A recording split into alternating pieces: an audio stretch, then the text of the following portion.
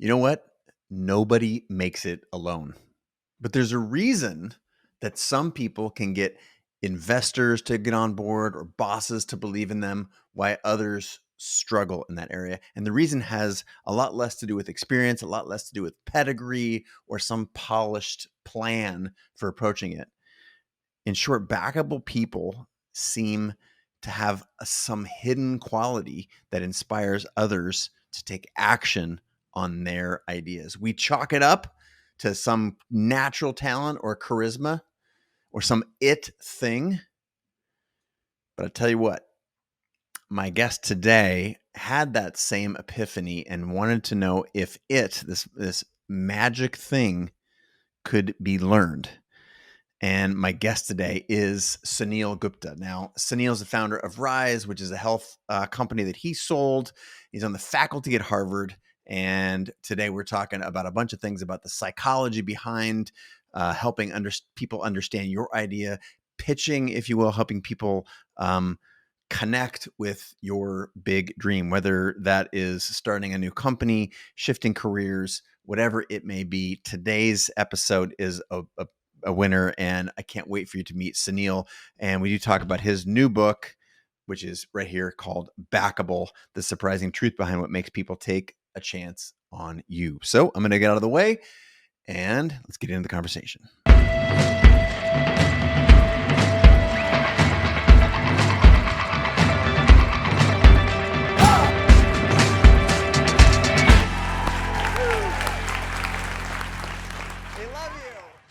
Suneel, welcome to the show, my man. It's great to have you. Thanks for being here.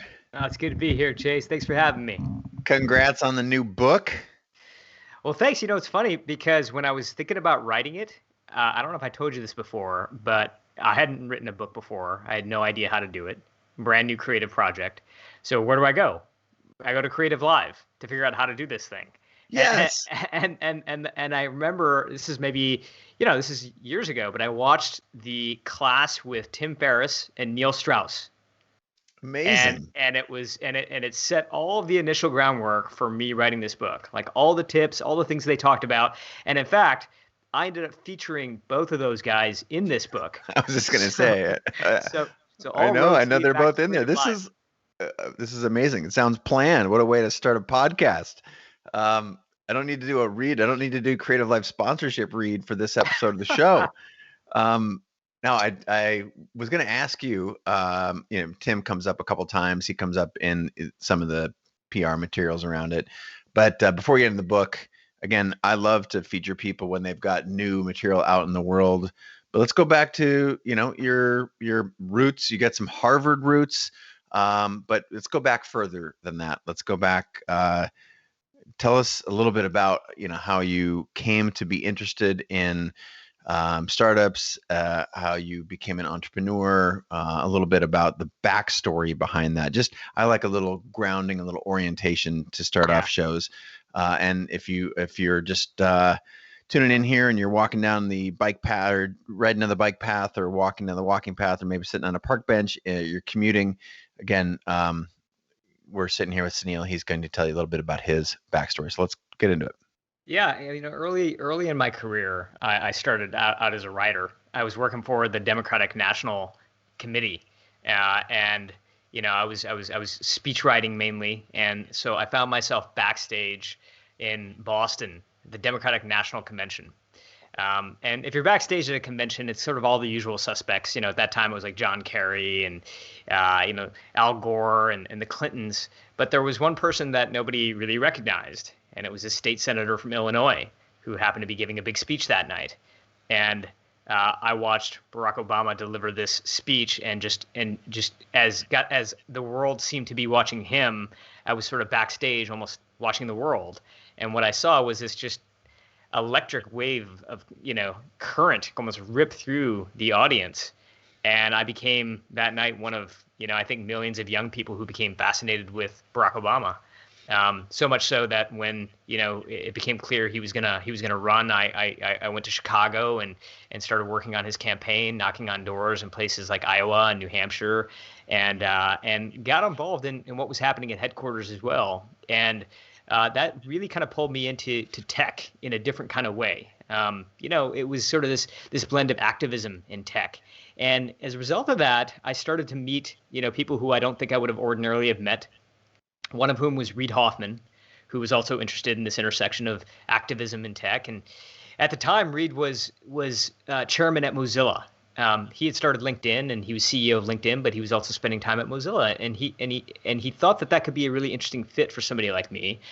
So we started talking about the company, and I went out and I visited, and I fell in love with what I saw, and I decided to join.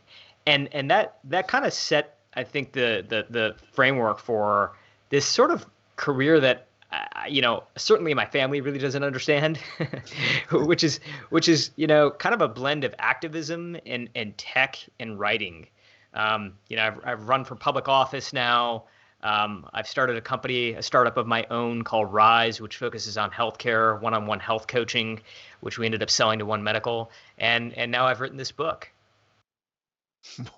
Wow, we got superstar entrepreneurs dropped in there. The fact that your family doesn't understand you, I want to go back to that for a second before we get into the meat of this, because as you know, so many people are listening and watching have visions and dreams and goals, and right now their parents or their career counselor, they said, you need to be a doctor or a lawyer, or heck, you just need to do something that I understand, because that's what makes me feel good as your parent, guardian, spouse, partner, career counselor. Yeah. I need to know what you're doing so I feel good about you. But clearly, when you say, yeah, there's this intersection between activism and technology and writing, that is a sweet spot for me. And I'm guessing that the people in your family were like, sorry, none of what you said, neither of those things, none of those things are a job in and of themselves, and certainly combining them is not 1 + 1 = 3, or 1 + 1 + 1 = 4. This is like, I don't get it. So yeah. How did you explain that to some of the people that are close to you? Well, I get it all the time, and I don't know if I have a clear explanation, but I will tell you something that you said has actually really resonated with me, and I plan on using it more often, which is you talk about the difference between the map and the compass. Yes. Right. And I think that, oftentimes we want this master plan, right? And we want to make sure that every single dot that we lay down connects to the other dot. But I love your metaphor of the compass, where it's like, what's the next best thing? Where am I right now? And what's the next right move for me? And that's kind of how I've tended to sort of, I think, live my life. It's interesting because I didn't mention this, but while I was in Chicago, I did go to law school as well, and I did not. And, yeah, and it's funny because I went back to my reunion, and it was a 10-year reunion. I went there recently, and I'm hanging out with some of my friends from law school, and some of them are quite happy practicing law, but I will tell you that quite a few of them are not, and. And one in particular, I went and grabbed drinks with him afterwards, and we were talking, and he's like, "Man, I'm just miserable right now." And I'm like, "Well, why don't you just go do something else? Go do something different." And we kind of had this back and forth, and it was actually a little bit more intense than I intended it to be, because I wasn't trying to judge him or anything like that, but I think he felt judged. And eventually he just kind of like snapped, and he's like, "I'm doing this because I have a law degree." Right? Like, I'm practicing law because I have a fucking law degree, right? And I'm not gonna go do something else. Like, I invested the time in doing this. And it really made me think of this story that I was told when I was a kid, and it was the Buddha who had gathered his disciples around him, and he told the story of a man who arrives at a river that is way too choppy to cross. And so he builds this really robust raft in order to cross it. And after months of work, he finally has a robust enough raft where he can get across the river. And so he gets to the other side, and he knows the rest of his journey is now on foot. So the question that Buddha asks his disciples is, like, does he then pick up the raft and does he carry it the rest of the journey? Or does he leave the raft at the side of the river? And of course the disciples say, well, no, he leaves the raft at the side of the river, right? But Buddha's point is, like, we build this raft, and then we feel like we have to carry it the rest of the way, right? We have to carry it on our heads. And oftentimes I think that that's true. We have a tough time detaching from the raft when it comes to bad things in our lives, like past abusive relationships, or things that we want to forget and leave behind, but also good things, relatively, things that were actually success stories. We feel like, well, we then have to carry that on our head and connect whatever happens next to that thing instead of leaving it behind.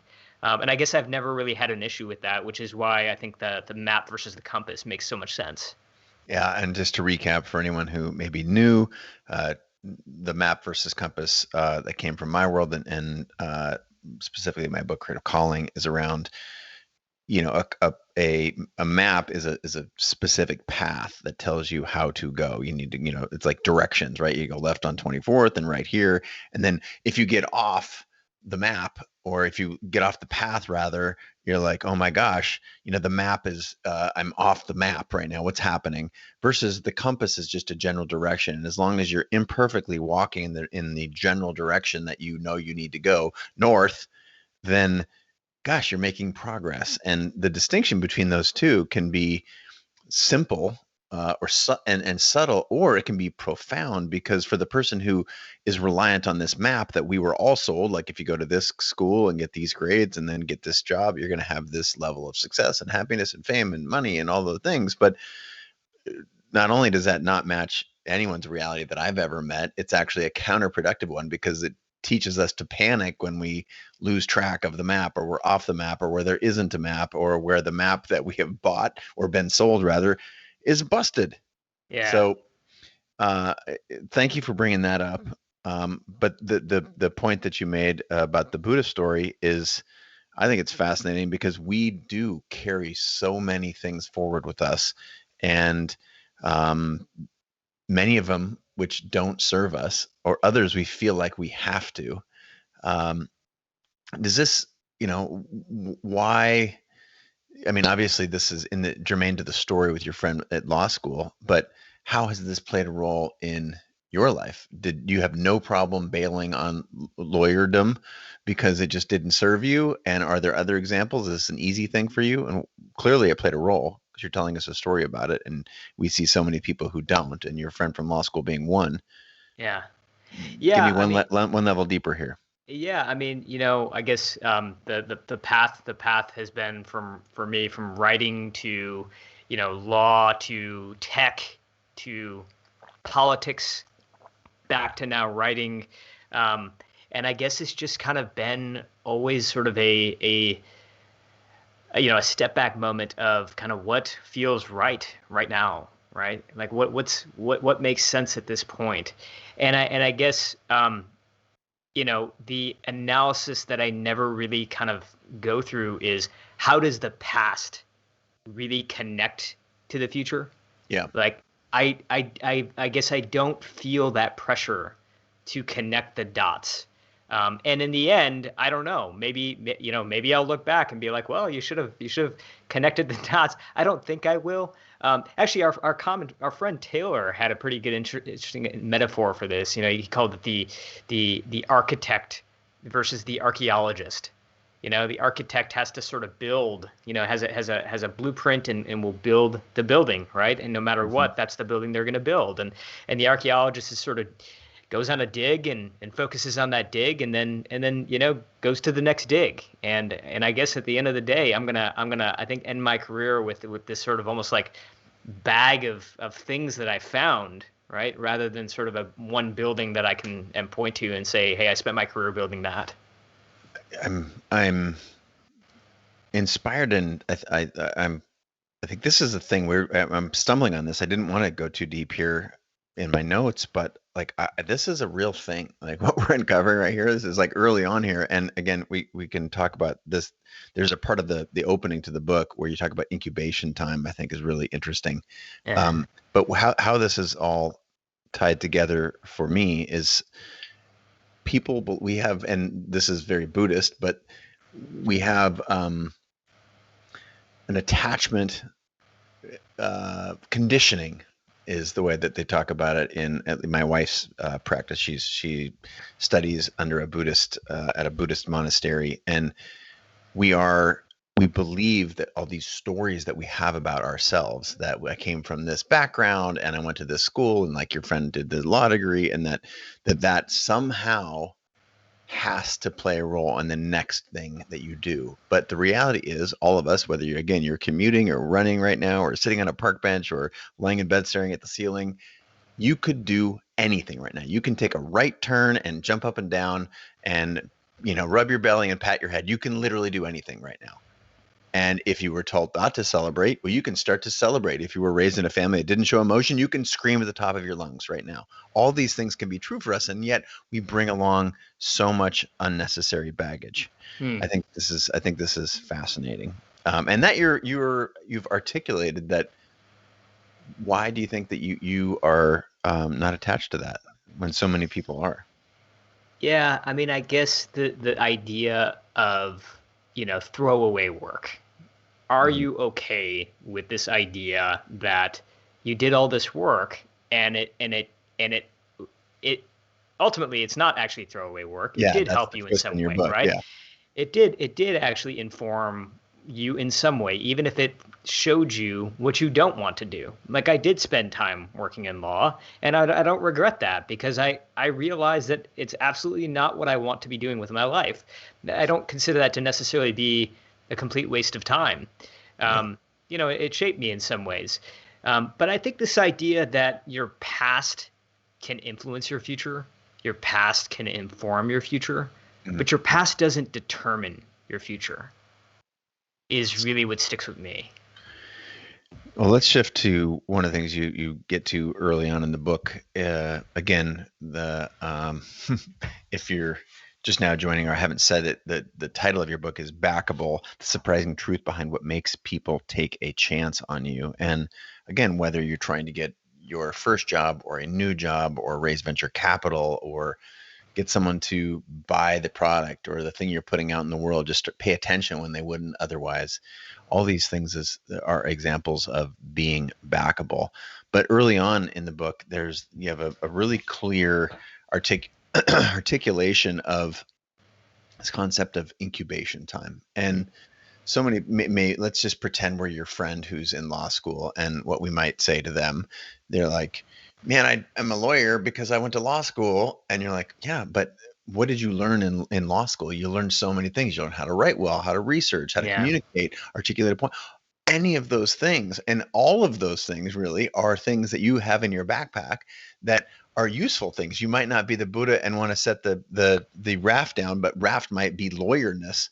But all of the things that you learned, all the skills in making the raft or in how strong you needed to be to carry it, all those things are valuable. And in some ways they go into what you're going to do in your next chapter. So how is this true for you? You clearly you wrote about it, Yeah. convincing yourself that you needed time in order to sort of stew in all of these different ideas that you have about what you want for this one precious life. Give us a Yeah. little bit of a narrative around that. Yeah, yeah. When I first started writing the book, and Backable is all about, why is it that certain people have this mysterious it quality, this ability to have us take a chance on them, right? And even when they don't have an obvious idea, or even if they're not the obvious candidate for a job or a project, we still kind of feel motivated and inspired to give them a shot. And I wanted to understand what this it quality was. And so, I've spent the past 5 years now studying hundreds of backable people from all different walks of life, from Oscar winning filmmakers to Michelin star chefs to iconic founders, military leaders. And what I found is that, if you rewind the clock on their careers, most of the time, they actually did not start out by being backable. They weren't born backable. They sort of learned this set of qualities along the way. And that's good news, I think, for us, because that means that any one of us can learn how to make ourselves more backable. And so what this book is sort of these 7 most surprising qualities of what it is that truly does make someone backable. And the one that you were just talking about is this idea of convincing yourself first.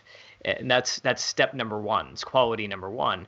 And when I was writing the book, I kind of assumed that I was going to find that backable people were going to have they were all going to be charismatic. That's what I thought. Mhm. And that couldn't have been further from the truth. I mean, you certainly had, folks who came off as much more extroverted and gregarious and good inside a room, but Many people did not. They were much more shy, much more quiet, just not the poster child for charisma. Just a quick example of that. If you go look up the number one most popular TED Talk of all time, what you might be surprised to find is actually a very un-TED-like presentation. It's a brilliant talk given by Sir Ken Robinson on creativity in schools, over 65 million views. But he's got like one hand in his pocket. He sort of meanders on and off script. He stands naturally with a bit of a slouch, and it's just not what you would imagine for a charismatic presentation. And there are plenty of examples of this. What I found is that it's not charisma that makes a person convincing, it's conviction. Backable people take the time to convince themselves first, and then they let that conviction shine through in whatever style it is that feels most natural to them. But I think the mistake that we make sometimes is that when we come up with an idea, inspiration strikes, and I think this happens to all of us. We're with friends or with colleagues, and all of a sudden, an idea comes up, and we feel like the need to blurt it out immediately, right? And then we don't get the reaction that we're looking for. A lot of the time, what happens is we'll put that idea in a drawer, a mental drawer, and we'll walk away from it. One of the things we found is that inside big companies, when we paid attention to how ideas bubble up inside larger organizations, what we found is that most ideas actually don't get killed inside the conference room. They actually don't get killed inside formal meetings. Most ideas actually get killed inside the hallways, around water coolers, or through casual conversations. Most of the time because we end up sharing the idea before it's actually ready to be shared, don't get the reaction that we want to get, and walk away from it. So what backable people tend to do is they tend to almost do this very quick little decision tree, which is before blurting out the idea, they ask themselves, do I have high conviction for this or not? Like, is this a peanut M&M where you can squeeze it and it won't crack immediately? Or is this a chocolate M&M where as soon as you squeeze it, it cracks? If it's a peanut M&M, then by all means share it. There's no time like the present. But if it's a chocolate M&M, what backable people tend to do is take incubation time. They resist that temptation to share the idea in that moment, and they take some quiet time to really nurture their idea and put a peanut inside before they share it. Suneel, I'm just now connecting an interesting set of dots based on what you said right there, and something you mentioned earlier about being inspired to write the book from Tim Ferriss and Neil Strauss, and the conversation they had at Creative Live in Tim's class called The 4-Hour Life. And they both, if you think about it, they're both amazing at everything they do, but writing in particular, right? They're insane writers, multiple #1 New York Times bestsellers. Yeah. And they had ideas, went around and tested those ideas. Tim, built the company and basically lived the 4-hour life, traveling the world, and had a business that was running on autopilot. And Neil did a bunch of research. He had these ideas and then went and researched them. When he found them to be true, wrote, a best-selling book. So this idea of marination, of testing your peanut, I think it's fascinating. And this idea of of believing deeply in something. And let's go back to the founder concept, right? When you hear someone talk about something that they have deep conviction around, it's almost as if it's already true. Yeah. Right? What were some of the other characteristics you found? Because I know you talked to a bunch of different founders, and you yourself are an investor in things like Airbnb and a number of others. But what are some of the characteristics that you found in people who obviously had convinced themselves? But let's share with us some other characteristics. Yeah. That what you just brought up is a really interesting point, which is there almost seems to be a sense of, hey, this is already true when they share the idea. One of the things that I think that as with any new creative idea, we sort of want to talk about why it is new, why it is exciting, and that's good. That's a good thing, But what I found is that backable people tend to really also talk about why an idea feels inevitable. And in some ways, what they're doing when you talk about an idea's inevitability is you're almost removing yourself from the equation a little bit. You're actually removing your idea from the equation to begin with, and you're talking about, like, where is the world headed? Like, what's happening right now? And, you know, let's paint that picture first, and then let's talk about how the idea actually fits in. And it's a little bit counter, I think, especially to sort of Silicon Valley types, Yeah. because oftentimes we want to talk about why our idea is going to change the world, right? Whereas I think most backable pitches, though, come from the point of view is this is the way the world is changing already, and this is the way that my idea really fits into that puzzle, fits into that equation. And it just tends to work, I think, just so much better. Because look, I mean, at the end of the day, investors are pretty risk averse too. Like I think venture capitalists are sort of seen as like, risk takers that are constantly taking risk. I don't think they enjoy taking risk. I don't think anybody really enjoys the risk side of the business. It's something that they accept.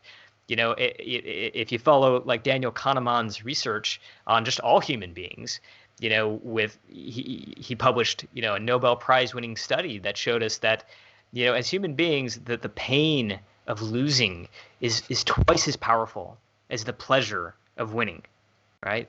And that's the mindset that you're sort of, I think, trying to convince somebody to, buck and say, I'm going to take a bet on something new. And again, the way we do that isn't just by talking about why it's new and shiny. We do it by talking about why it's inevitable. That's the thing, like as if it was already true. Yeah. Now, I want to put a pin in this because I also want to shift gears and go to your bio for a second. Um, you've created Rise, you sold that company, and before then, you have also, and in your bio it talks about this, been known as the face of failure for the New York Times. Yeah. So, in a small twist of fate here, give us a little bit of Sure. give us a little backstory there, and help us reconcile. Clearly, if you have experienced that failure, and that here you are getting a book, is sounds like people's lives aren't over. But give us that story. Yeah, yeah. No, I certainly have. I mean, if you had, success column and failure column, the failure column certainly is longer for me. There's no doubt about that. I think it was Bill Gates that said that success is a lousy teacher, and if that's true, and I think it is, then like I consider myself to be very, very well educated. I got this call from an organizer of a conference called FailCon, which literally stands for Failure Conference, and it's and it's this humbling experience when somebody calls you and says, "Hey, like I'm organizing this conference on failure, and would love for you to be the keynote speaker." Um, and so I do this speech, and I have no idea that there's this writer from the New York Times in the audience. So flash forward, I'm sitting in my apartment. At that time, I was living in San Francisco, and that day's New York Times is this full length feature story on failure, and my face is at the top of the story. And it's interesting because failure became a topic. You'll remember this, Chase, where all of a Mhm. sudden like everybody was talking about failure. Yeah. And so that article went viral. And there was literally a period of time. I tested this in incognito windows where you could Google failure and my face would have been one of your top search results. um, and so when something like that happens, you kind of have a couple of options. You can either sort of bury your head in the sand, or you can try to figure out how to make some meaning out of it, do something with it. And a friend of mine, a good friend, convinced me to make some meaning out of it. And so what I did is I started to email people who I didn't know, who I admired, and use this article as an icebreaker. So what I would do is I'd email people and I'd say, hey, um, as you can see from this article, I don't know what I'm doing, but would you be willing to grab 15 minutes with me to give me some advice? And the response rate on that email was just much higher than anything I'd ever experienced before. I just think people appreciated an email that wasn't like talking about success, wasn't talking about resume. It was more kind of like, hey, like this funny thing happened. People got a kick out of it. They thought it was funny. But the more important thing is when I was having these conversations, they were much more open and honest about their own failures. And I guess I began to realize something that, may be obvious to others, but wasn't to me at the time, which is like we see the current version of who these people are, these people we admire. We don't see what happened in the past. We don't see the mistakes. We don't see the failures. We don't see the setbacks. And when I started to realize that, it really inspired me to say, hey, like I can bounce back from any of this, right? I can learn some of these things that these guys have learned. I can incorporate them, and I can start to turn things around.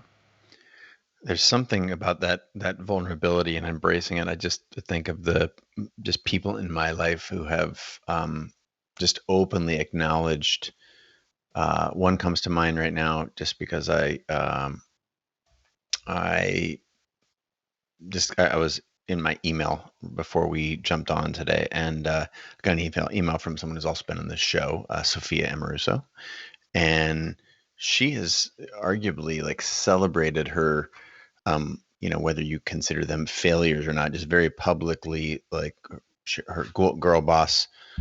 First of all, it was Nasty Gal, Yeah. and then Girl Boss, both of which were their demise was shared pretty publicly, and she just owned it, and it's just been an incredible, seems like an incredible boost for her, just the humanity and the connection and also the resilience. Like, to me, those are experiences that Mm. signal um being a phenomenal human and a great entrepreneur and someone that you'd want to, forgive the analogy here, just go to battle with, like whether Yeah. they're your spirit animal or in business.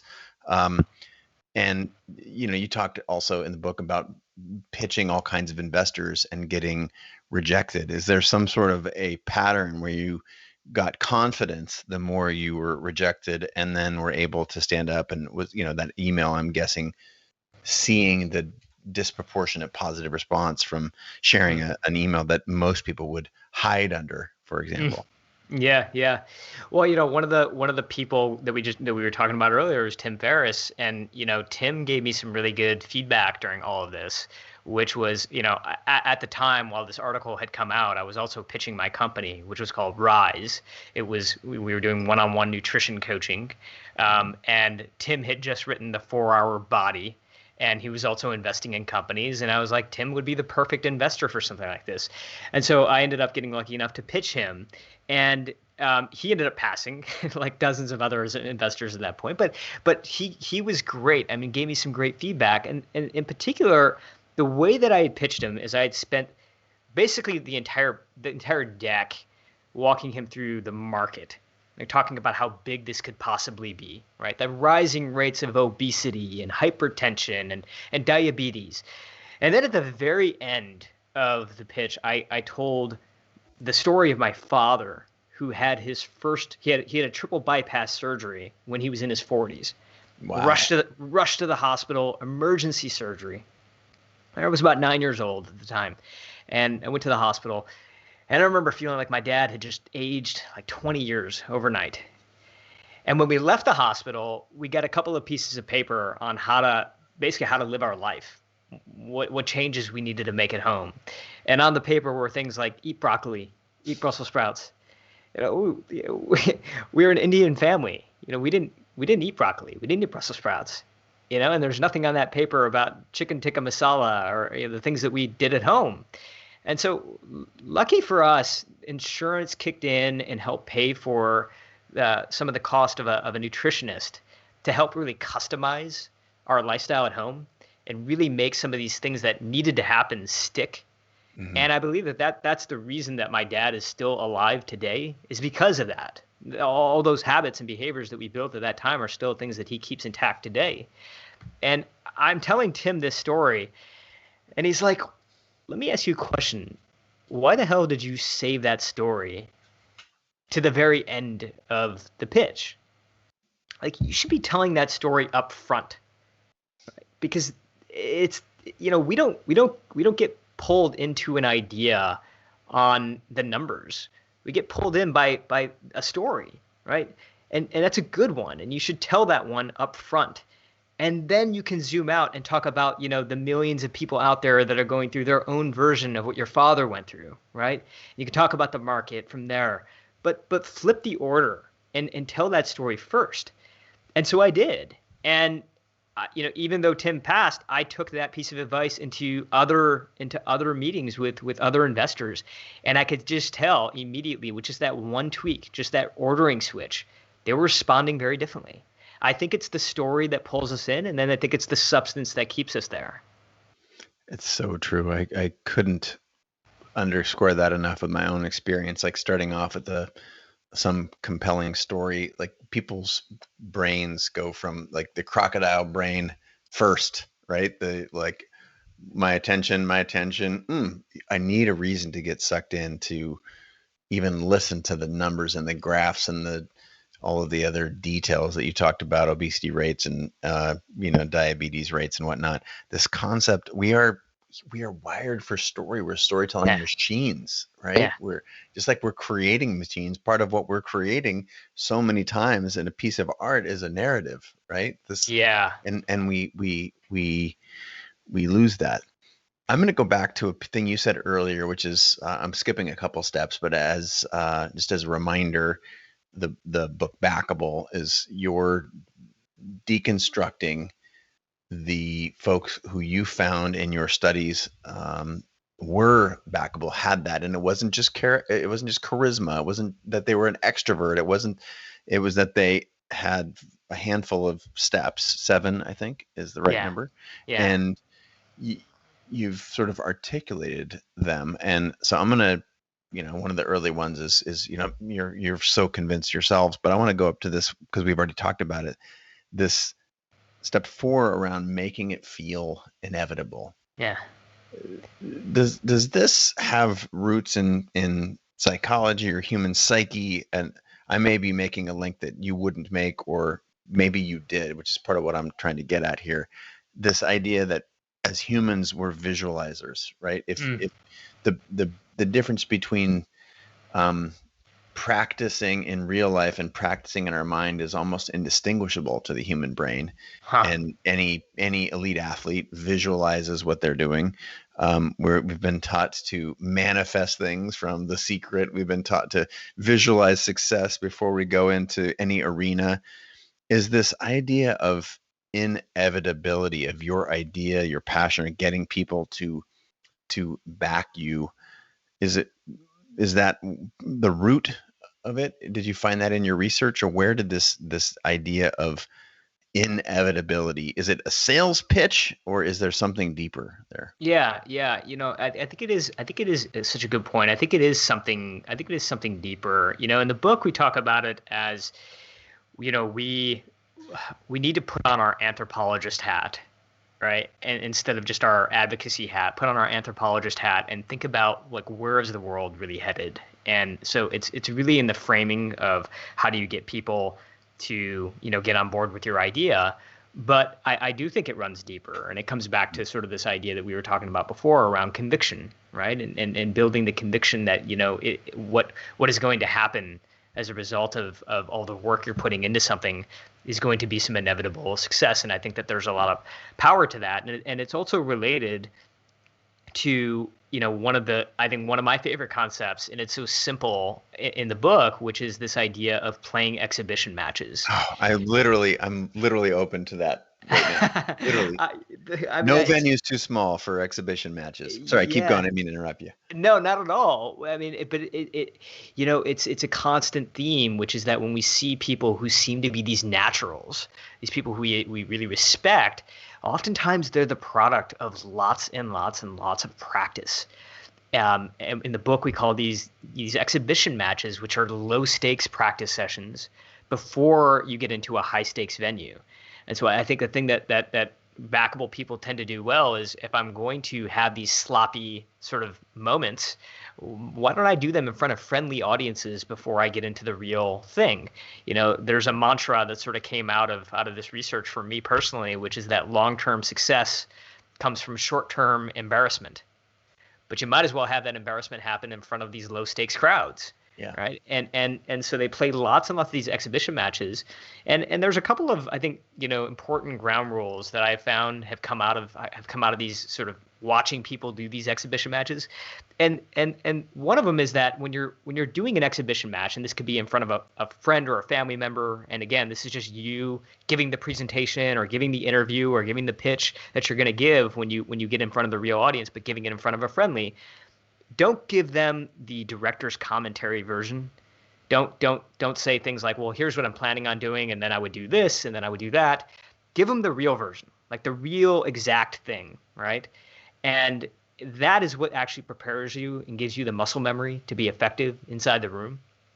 Mm. The second thing is that, when we give an exhibition match, oftentimes, we'll ask somebody or share an idea or, a pitch with a friend, and we'll say, hey, what did you think? Right. And what I found is that the question, what did you think, very rarely gets us the feedback that we need. I Right. love that section of the book. You're like, just don't ask this. Don't ask that. Don't ask it, because it's such a low signal question. It just does it. Like, people just, they're typically like, yeah, I liked it. Yeah, it's pretty good. I liked it. A much more precise question is to ask, what moments stood out to you most? Yeah. Right? Because that then they really have to think about, all right, what really resonated with me? And it gives you much better signal. Or actually, one of my favorites is to ask someone, like, Chase, if I was giving you a pitch right now, I would Yep. definitely ask you to do this. I would say, could you describe back to me what you just heard? Exactly. I think that's brilliant. I identify deeply with that. I think that's the ability, if I'm teaching someone something and I'm like, okay, now you teach it to me, because then I immediately see where their knowledge gaps are. Yeah. It's a very powerful framework for sure. Yeah. And chances are you would explain my idea better than I could explain my idea. All right. And I'm gonna pick up, like, I was doing this when I was writing Backable in the early days. I was going to people like Daniel Pink, and I talked to Neil Strauss about it, and the way that they were describing my own work was more compelling than the way that I was describing my own work. And so I used it. I'm like, great, thank you. A lot of that went to the back flap. It's true. It's true. I think this idea of, and I feel like the getting feedback from people who have done the work before, having them explain it to you, as just go back to your commentary around Tim, right? He was able to say, gosh, that part right there was so compelling, because they've heard so many pitches and they know whether they're either fired up or not, and what about the thing um, captured their head, mind, heart, soul. This Yeah. idea of I'm going to share a personal example here. When I so many of the concepts in my book or with Creative Live or have come off when I've come off stage, or when I'm and there's an extra 100 people who stay after the show to talk, because I'm eyeball to eyeball with them. And when I say something like, the most important words in the world are the ones you say to yourself, and someone, they're just, their eyes pop out, or they take a note and they're like, oh my gosh, you're right. Like, you get to road test that. And I've said things, hundreds of thousands of things that people are just like, they bounce off their forehead or their shoulders, and they're never to be said again. But I just want to underscore this idea. And you gave a couple of different examples, and in the book, you call it low stakes. But like this with friends and family, and what gets people's attention, what makes them say, wait, say that again. What Yeah. are those moments? That's where there's this, that turns me, the question, or the commenter, into the excavator. Like, I want to know, okay, cool. I watched you take notes then, or if you're talking and you to a crowd and everyone's head goes down and they take the same note, Yeah. this idea of mental cues. So It's so interesting, by the way, because it, again, all roads lead back to Creative Live. That talk, that class that I listened to with Neil and Tim, mhm, he said something very similar, which is that when Neil writes his books and he gets to sort of close to final draft, one of the things he'll do is he'll read the book word for word in front of someone, in front of a friend, but he will ask them not to interject with any type of feedback. Instead, what he's doing is he's paying very, very close attention to how they're acting, to their body language. And he's taking little notes to himself in the margins as they do it. Oh, interesting. Chase usually nods, but he didn't nod at all during that section, right? And so interesting, and he'll take those little notes because, yeah, I mean, we get so much from those nonverbal cues. I don't know if I ever told you this before. I was raised in large part by my grandmother who did not speak a lick of English, nothing, Oh, I and didn't and know that. and I she my mom is a refugee and so they came from this sort of this middle ground between Pakistan and India right after the countries split into two, and I could not speak her dialect, and so I was raised by somebody who I could not communicate with words, and as a result of that, we just paid very very close attention to each other's behaviors, and it was interesting because I always found it to be annoying as a kid. But years later, I was getting feedback from a boss, and he was like, "You seem to have this ability, and other people have picked up on this to read people really, really well." He's like, "I just wanted to mention that," and that was something that continued to come up over and over again. And I always sort of thought, "All right, well, I guess I'm pretty good at that." And it wasn't until years later I'm like, "Wait a second." I was literally at my grandmother's funeral, and I was thinking to myself, I remembered how her and I would communicate through these nonverbals, and she's the one who taught me how to do that. That's incredible. This idea of having mentors leads me to a piece of the book that I recall about having your circle. Yeah. And I'm wondering if like this is not new, but this concept of when I hear people talk about pitching their idea, and it's there are all sorts of opportunities and all sorts of places and ways, and whether you're pitching your idea in an elevator to a venture capitalist or trying to get your boss to give you an extra day off, or like there's pitching is like this concept. We think of it just as like getting funding for a startup, but as you lay out, it's like it's everywhere. It's the ability sort of to connect and persuade. I see a huge disconnect with people believing that in in just being absolutely cold. Now, this is a skill, to be absolutely cold and to get someone to persuade someone to lean in. That's a craft that is, as you talked about, they've done many rehearsals, all kinds of practice. Yeah. But so much of this is around building relationships. Hmm. And in the book, I talk about it as community. In your book, you talk about it as a backable circle.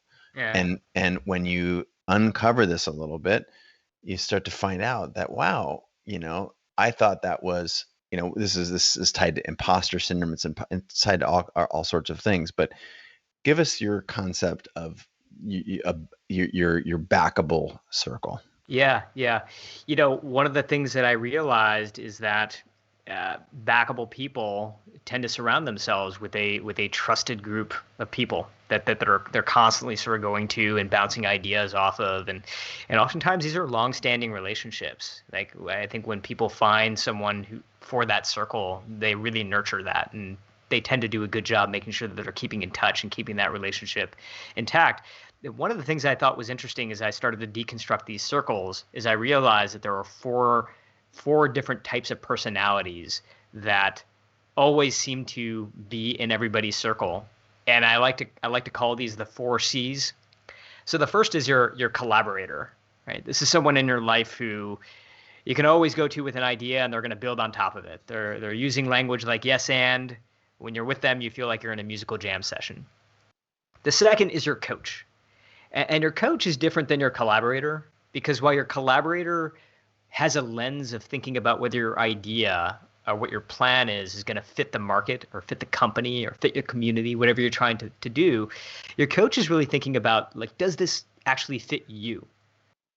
Because whenever when we're trying to do something new, it takes a lot of energy. You're going to be on the receiving end of doubts and rejections, and Mhm. you need to have enough gas in the tank, and you can only do that if that idea makes you come alive. Yeah. And so the coach is somebody who knows you intimately well enough to be able to say like, yeah, this is a fit for you. Like my wife is my coach, and I bring her ideas all the time, and she'll constantly say to me like, look, this is a good idea for someone else.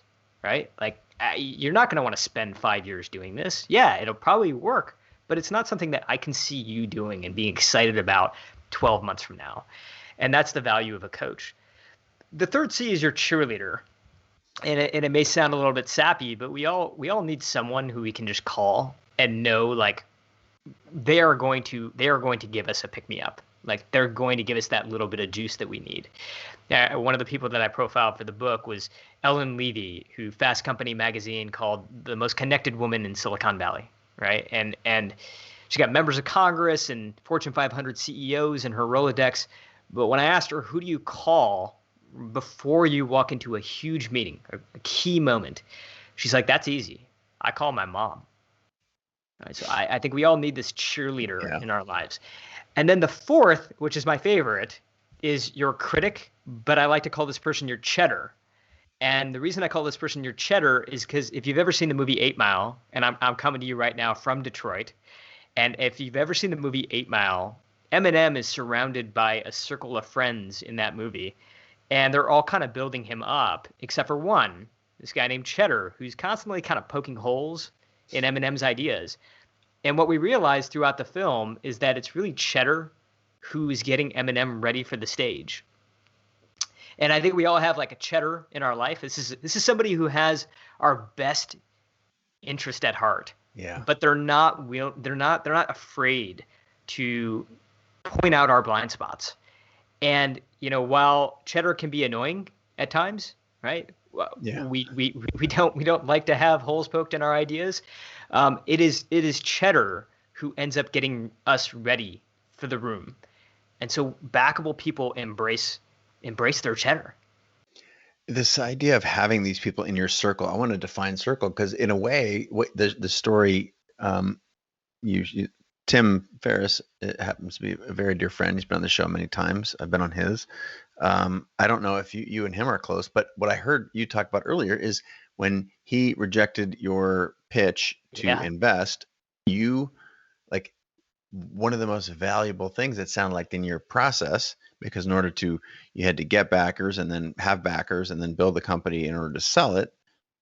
Like it seemed like that was a really important thing. And so what role, it seems like I want to understand a little bit more about this concept of circle, because everybody feels like the circle are their closest friends. Used examples like, your mom, for example. But in a way, would you consider, in this case, Tim, or could people who are listening or watching consider, online mentors, people who are willing to poke holes, or even if, you can be a part of a mastermind or some sort of online group. Define, add a little more meat to the concept of circle. Yeah, I think it can be people that you meet in a mastermind group. I think it can be people that you meet online. I think that there's a couple of qualities of a circle. I think one is that it's not just a transactional relationship, right? This is not a one-time thing. This is something that you repeat. It's a long-term relationship. You're investing in it. And I think the other quality of a circle is that you're part of their circle as well, right? They're part of yours, and it's a circle. It's not a line. I think we may have talked about this briefly, Chase, when we chatted last, but I took a trip to Bhutan a couple of years ago, and this idea of a circle really came up while I was out there. And the way it came up is that Bhutan is one of the only, I think it's the only country in the world that measures itself based on what they call gross national happiness. So, economic growth, GDP, is a factor, but it all rolls up into something bigger, which they define as like the happiness ultimately of their people. And they've been doing this metric now for over 50 years, and I got a chance to spend time with people who are in the field doing this research. And I asked them, when you're talking to people, is there a single question that you can ask that can really give you a good sense of someone's happiness? And they said, yeah, as a matter of fact, there is. And the question is, if you were in real trouble right now, who could you call and know with 100% certainty that person would be there for you? And they believe that people who can answer that question are much more likely to be happy. But there's a twist. And the twist is, whose list are you on? Who can call you and know with 100% certainty you will be there for them? it isn't in other words a line, but it's a circle. We're building this sense of community that I know you talk about a lot, right? Where you're there for me and I'm there for you, and we both know that. And I think that's the qualities of having really good people in your circle. It's so crazy how just community is so powerful. I mean, that's, if I'm not mistaken, that's, very early in the book. And I'm going to actually might even be in the marketing copy here that I got an advanced copy of this, folks, just to let you know. Meaner. But it's out now. And congratulations. I saw it hit number one on the new releases, one of the Thank you. categories. That was awesome. But yeah, here it is. It's the first line of the copy in the flap. No one makes it alone. There's a reason some people can get investors or bosses to believe in them while others cannot, and that reason has little to do with experience, pedigree, or polished business plan. Backable people seem to have a hidden quality that inspires others to take action. We often chalk this up to natural talent or charisma. Either you have it or you don't, and that is the mission and vision of the book. But it's so true. Like, nobody makes it alone. We all need these Yeah. folks, and yet the folks, again, when I'm either talking to people who are trying to get something off the ground, or someone wants to pitch me their idea, or I walk off the stage, or I see in the internet someone's, adding me. It's like there's this belief that that the work alone gets the job done. Hmm. And I was wondering if you could comment on that. Yeah, I mean, there's so much good work out there that never sees the light of day, or it gets dismissed. I mean, right now, as we're sort of hopefully kind of at the tail end of this pandemic, the world is focused on vaccines, and I think we've been taking a look at sort of other vaccines and other breakthrough medical moments. And just the other day, I was talking to an audience about the story of penicillin, and it's a fascinating story because Alexander Fleming, who was a physician, came up with penicillin in the 1920s. And at that time, hundreds of thousands of people were dying every year because their wounds were becoming infected. And there was literally nothing in a doctor's toolkit to save them. So he comes up with the cure. He's got it. He goes to pitch investors, and he went to this place called the Medical Research Club of London, and he was turned down. He was dismissed. And so, he pitched a couple of others, same result. He ends up taking his invention and he puts it on a shelf and he walks away. And it wasn't until 10 years later that another physician, a guy named Dr. Flory, comes along and says, "Hey, like, you published this article and I think you might actually have found the cure for this problem. And it's getting really bad now because we're in the middle of World War II, and it's out of control." And so Flory convinces Fleming to partner with him, and they take it out together. And that's how they end up getting investors on board. They get pharmaceutical companies, they get retailers on board, and eventually they make it into something that you can find at the local pharmacy. And to date, I mean, penicillin has saved nearly 200 million lives, but it was an invention that was turned down for 10 years. The electric car shut down for, we know why, but like, God, it's just these patterns repeat themselves. Yes. All right. I have one last question, and then I've got a couple of comments, and I want to. I'm going to say two last questions, but my first of the last two is there's a concept in the book called the Rule of 21, and I think it's worth sharing just as a little nugget, a little sneak peek Yeah. into the book. Yeah. Yeah. Well, Charlie Parker, the great jazz musician, has this quote, and he was on stage and he was performing, and as he was walking off stage, somebody walked up to him and said, "Hey, Charlie, like, how do you do it, man? Like, how do you have such great stage presence?" And he says to him, "Well, you got to learn your instrument, and then you practice, practice, practice, and then when you get up there on stage, you forget all of that and you just wail."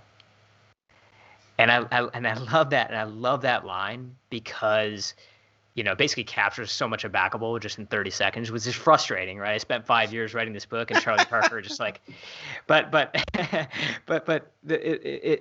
again, it kind of comes back to this idea that like practice is something that we don't see people do, right? And so we kind of assume that they're naturals.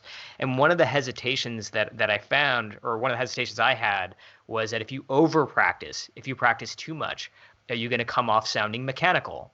But then I found that the average backable person, especially when it comes to anything new, a new presentation, a new type of pitch, they were practicing 21 times before they walked into the room. And what I found is that it doesn't actually make you less natural. It actually makes you more natural. Why? Why is that? Well, because when you've mastered something at that level, well, then you actually have the ability to walk into the room and forget yourself and just wail, right? Because now you're not married to your script anymore. You don't have this sort of map in your mind where you're like, I'm going to say this, and then I'm going to say that, and then I'm going to say that. You can kind of let that go, and you can be fully tuned in to what's happening in the room. You can be completely present with the other people who are there, and that's where backable moments happen.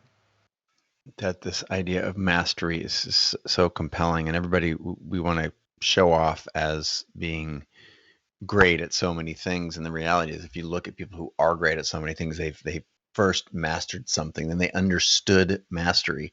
And this idea of mastering, this is what I loved about the book, is this idea that this concept of practice is so simple and so you just got, but to know the material front and back, to be, to Charlie Parker, your instrument and the song, like that is what mastery looks like. It's not a willingness not to make mistakes. It's this ability to immediately recover such that it seemed absolutely natural. And this goes for photography, for writing, for certainly, public speaking, for any sort of performance, for sure. And I believe in building companies, Yeah. in launching ideas, and in getting people to, latch on to your idea. Um, Thank you for that Charlie Parker bit. Yeah, That's yeah. that's Thank, that's a thank you, good one. Charlie Parker. Yeah. Cool. Well, again, congratulations on the book. Thanks, Um, Chase. it's, as someone who's raised venture capital and has been trying to get people as an artist my whole life to back basically things that haven't been made yet, right? If you're going to hire me to take pictures for your campaign or build a business with you, neither of those things happen. You have to, get on board before those pictures happen. It resonated deep with me. Congratulations. It's a really important work. I'll say the title again here for anyone who's listening. Backable, the surprising truth behind what makes people take a chance on you. Suneel, one final question, and Yeah. that is, give us a macro takeaway. There's a lot to digest in this book. I think you've done a nice job. There's even a little, as I'm turning back here, there's even a cool appendix where you've done some summary work, which is pretty cool. Yeah. Give us something to Yeah. grasp onto as we ride into the sunset together here. Yeah, well, you have kids, Chase, and I do as well. I've got two little girls. One's 8 and one's 4. And during this pandemic, we've been doing this little routine where every morning, I ask them two questions. I ask them, "What is the meaning of life?" And they say, "To find your gift." And then I say, "Well, what is the purpose of life?" And they say, "To give it away." And it's based on the Picasso quote, which is the meaning of life is to find your gift, and the purpose of life is to give it away. And I love that, and I really think Backable is very much at its core about how we give our gift away. How do we take what's inside of us and how do we share it with the outside world, and make sure that we don't have unused creativity inside of us. But I think that there are three words that I found that tend to hold us back, and those three words are: I'm not ready. I'm not ready to run with that idea. I'm not ready to step into that leadership role. I'm not ready to speak my mind. And I guess if there's one macro takeaway from my past 5 years of studying hundreds of extraordinary people, it's that none of them were really ready. Three friends from design school were not ready to start Airbnb. A mid-level talent manager was not ready to start SoulCycle. A 15-year-old from Stockholm, Sweden, was not ready to build an environmental movement, and yet today Greta Thunberg is Time Magazine's youngest person of the year. And like, don't get me wrong, there were setbacks and mistakes and failures along the way, but they all seem to adopt what I call in the book, the game of now. And in the game of now, the opposite of success is not failure, it's boredom. So I'll leave you with that. Suneel, thank you so much for being on the show. On the faculty at Harvard, wrote the book Backable. I encourage you all to check it out. There is true wisdom. Congrats on a great launch, and I appreciate you being on the show and putting your work out there into the world. Thanks again, man. And any other coordinates where you want to steer us, how to pay attention to you and or more of your work besides just the book? You can go to backable.com. BACKABLE.com, and you'll find some free content out there. Come check it out. Awesome. Thank you so much for being on the show. And for everybody out there, I hope you have an amazing day. And from yours truly and Suneel, we bid you adieu. Thank you, Chase.